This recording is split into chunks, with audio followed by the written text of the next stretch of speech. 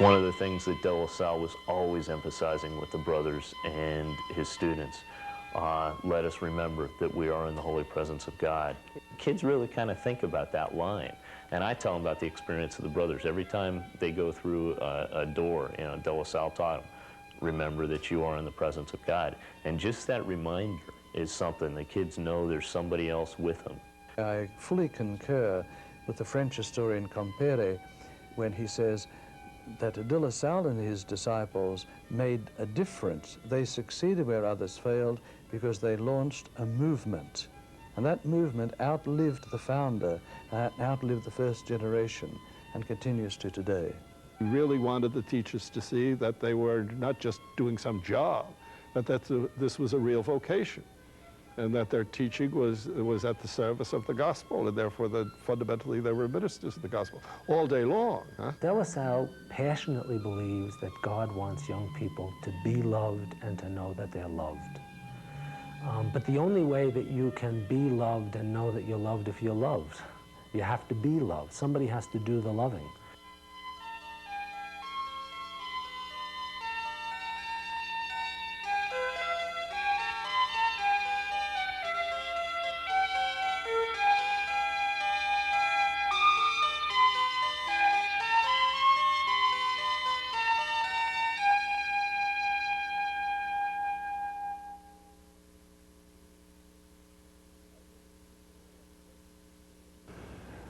I think it's pretty clear what the purpose of the schools for De La Salle and the earliest brothers was. He says that in his rule that the purpose of this institute is to provide a Christian education for the children of the artisans of the poor who have been left to themselves and badly brought up in a way that their parents have not been able to do for them.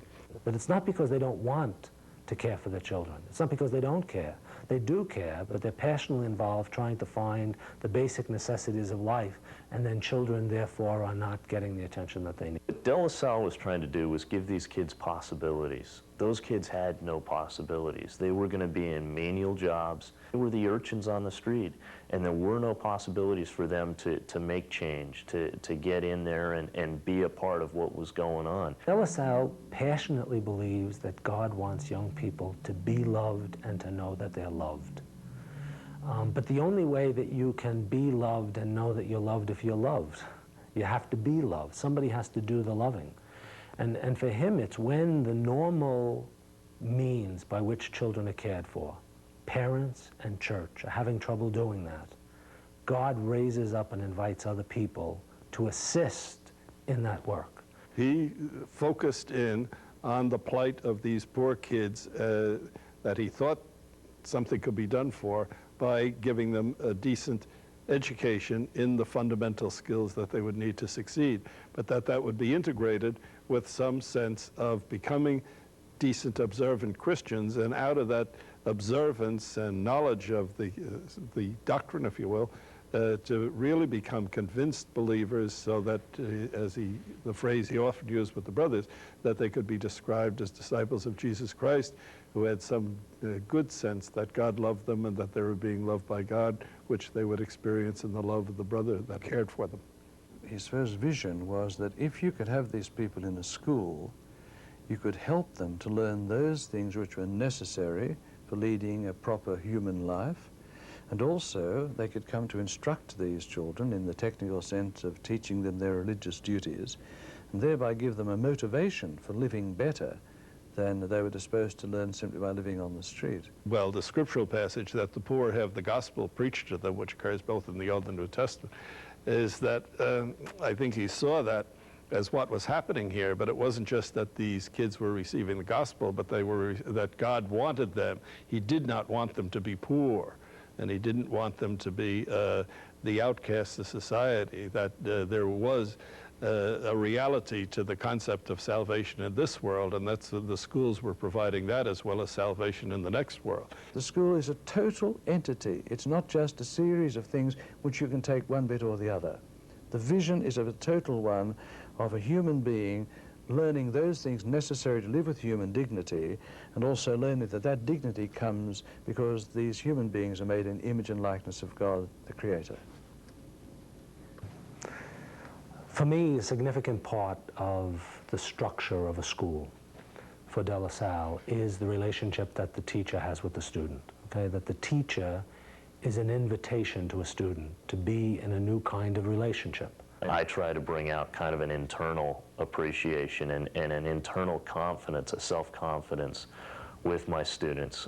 It's one of the greatest things that I did in high school was built my self-confidence, and I try to do that with my students. I think that's probably one of the biggest things that I can do, is helping students to realize their own self-worth.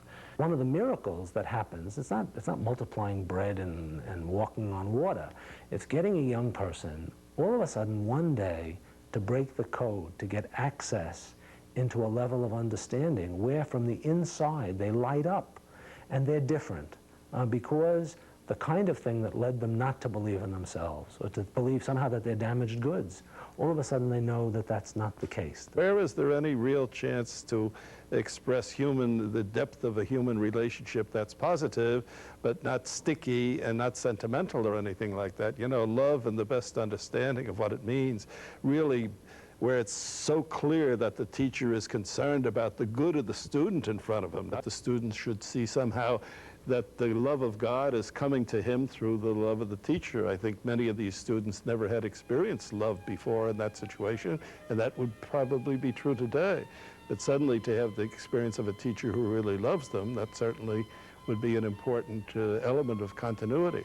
When the young people saw that these Christian adults really were respectful and caring and cooperative and sharing with one another, then it was possible that they could make the adjustment to begin to see that the relationship that we have with them is an invitation into being in a new way of relating with one another. What De La Salle did was he saw a need. He saw all these kids out there who were not being educated. There were very few students, there were very few people being educated at the time. He saw education as one of the things that was a basic need.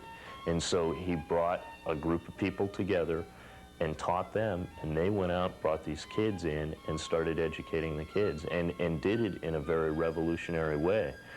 It's this constant advancement, this constant urge to improve and be more relevant each day, which I find is part of the genius of De La Salle. And that's why I fully concur with the French historian Compere when he says that De La Salle and his disciples made a difference. They succeeded where others failed because they launched a movement.